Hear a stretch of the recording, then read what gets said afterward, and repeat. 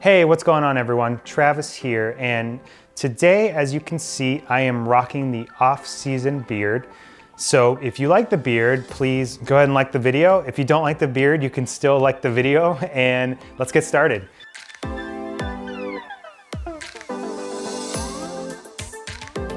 So last year, we made a few videos related to live streaming, and one of the most popular videos that we made was showing how we live stream a wedding ceremony outside. And since then, for the most part, our setup is still kind of the same. We have changed a few things, but the thing that happened was we got a lot of follow-up questions to the video. But what happened is we did get a lot of questions in regards to the video. So I wanted to use this video as a way to answer some of those questions all in one place.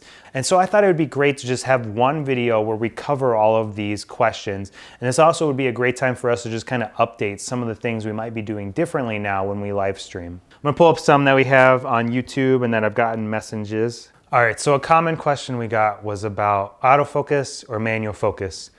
Well, our answer is both. So typically, ever since I started using Sony mirrorless and using native glass, I have become a huge fan of the autofocus.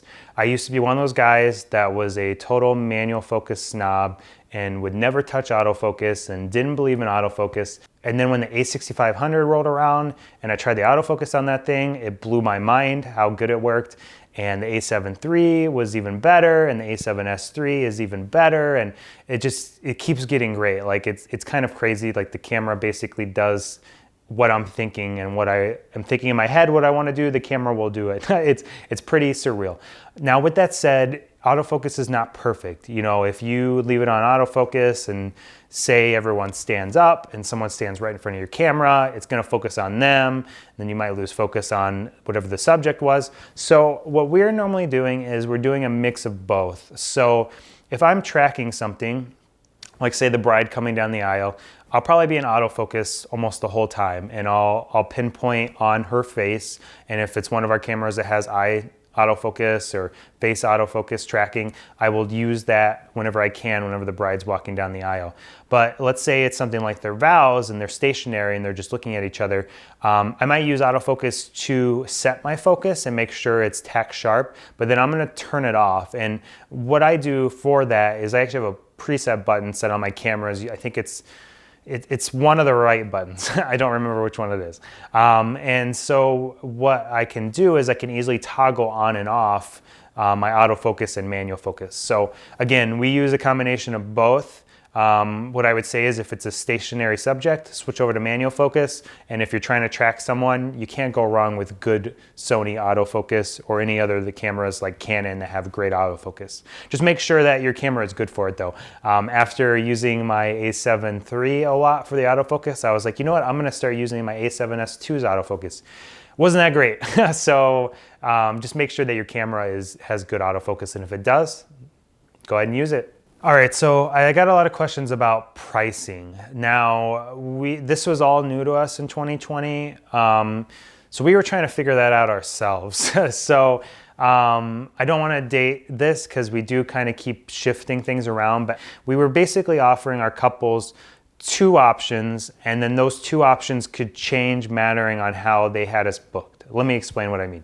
So if, say, they had already booked us to film their wedding and to do a short film or a full edit or whatever it might be, and they had two shooters there, we were doing an add-on option. And so with this add-on option, they could then choose one of the two options. Now, let's say this couple came to us just for live streaming. Well, we had the same two packages, but it was structured differently since, you know, with already filming their wedding, we're already going to be there anyhow, so why not try to stream it for them? Whereas if they're just hiring us for the streaming, this is a whole new project, so we need to make sure that we're compensated correctly for that.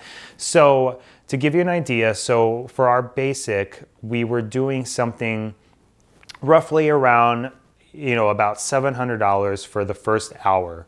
And then from there, it would be an extra $350 per hour for any extra additional hour. And we use that 700. The reason why the first hour was more was because we're factoring in that we'll probably need to arrive an hour or two earlier than the time they booked us for, and then we're still going to need about 30 minutes to an hour to tear down afterwards. So we wanted to bake that in there. But not only that, there's a lot of pre-production that comes into play. So with our first setup, we keep everything very basic. So it's just one camera, one angle of that camera, streamed to a laptop through a capture card, and one audio source. So it's very basic, but we still need to have a general idea of stuff. So we still have to do a lot of our pre-calling.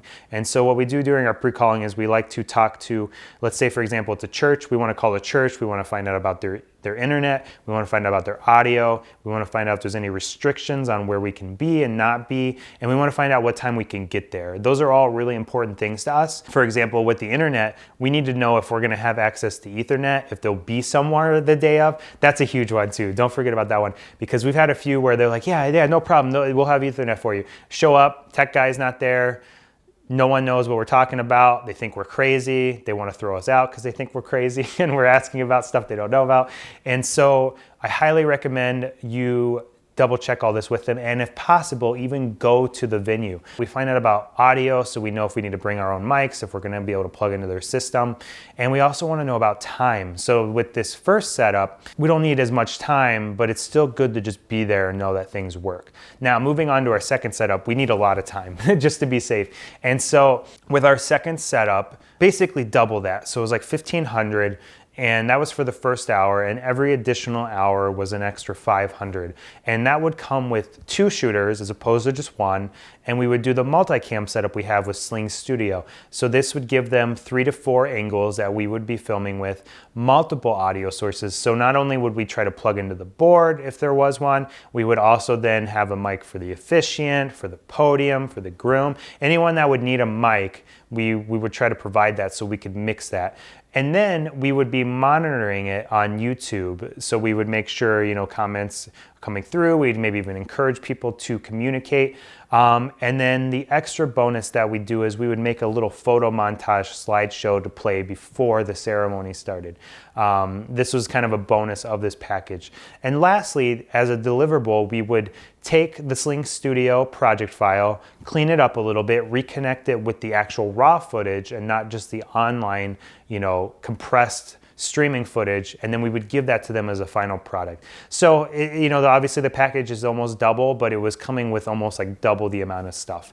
So that was how we've been doing pricing so far. This is another question we got a lot of, is where are we streaming the wedding? When I started using Sling Studio, I tried a few things. I tried Facebook, tried YouTube. What I have found is that YouTube is the most reliable option. More and more people have mixed feelings about Facebook. Some people don't have Facebook profiles. Typically, almost everyone has a Google profile, and even with that, they don't need it to just watch the video. They only need the Google profile to comment in the live chat. So we've just found it to be cleaner, it's more professional, it's just easy to make an event pre-made and have it ready to go. I know some people are into Zoom.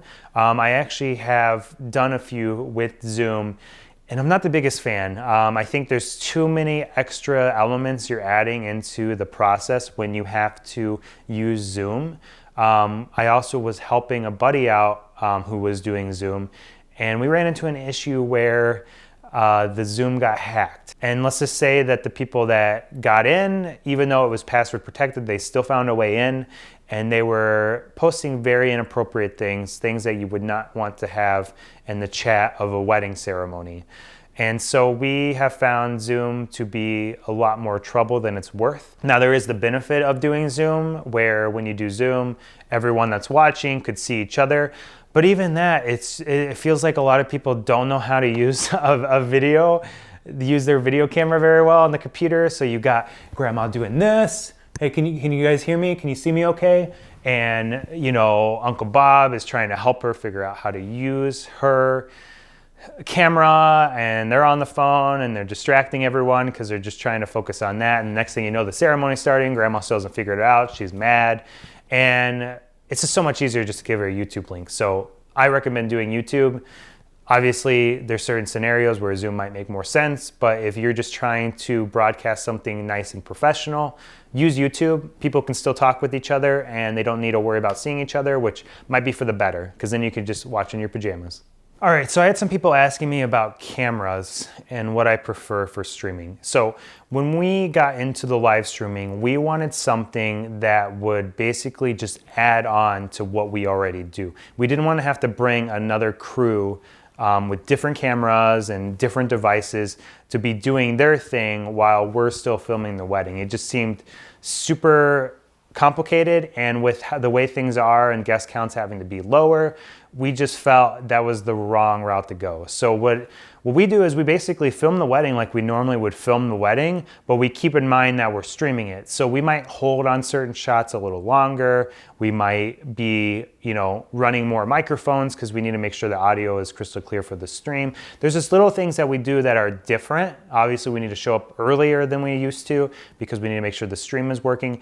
But for the most part, we're filming it just like we always would film it. So typically we are using our Sony mirrorless. We do have a Sony camcorder that we'll sometimes use as a safety shot, and we'll typically do a 3 to 4 camera setup. So one of those cameras will be on the left, one camera will be on the right, one camera is in the middle, and then we might have a floater camera like on a gimbal or a monopod.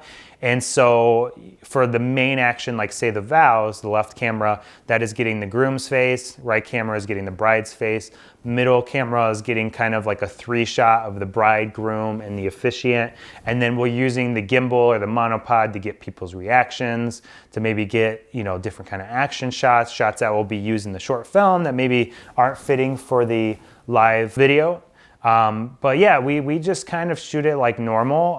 What has been a huge blessing is we have updated to an A6600 and an A7S III. So now we have the option to film in 4K and stream, and our screen doesn't go black. If you don't know what I'm talking about, a lot of the Sony cameras like the A7 III, if you want to film in 4K, great, but the problem is if you're plugged into an external monitor, as soon as you start recording, your screen goes black.